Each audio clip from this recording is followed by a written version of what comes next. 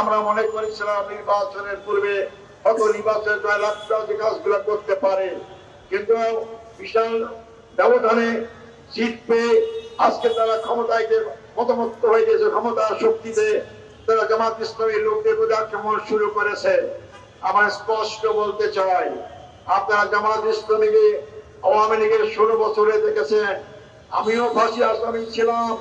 জামাতের লোকেরা কাউকে ভয় পায় না, সাহসিকার সাথে ময়দান মোকাবেলা করতে পারে। আমাদের 11 জন ভাইকে জেলখানায় মারা হয়েছে, 5 জন ভাইকে সরাসরি শহীদ করা হয়েছে। এই আন্দোলন থেমে থাকে নাই।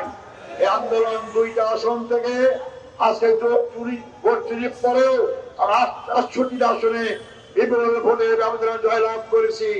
তার মানে আমাদের আন্দোলনকে দেশের জনগণ সমর্থন করেছে। বিশেষ করে জামাত ইসলামের নেতা কর্মীদের উপর আক্রমণ করা হচ্ছে। নির্বাচনের পূর্বে এই দলটি আপনারা জানেন, বিএনপি নাম বলতে কোনো অসুবিধা নাই।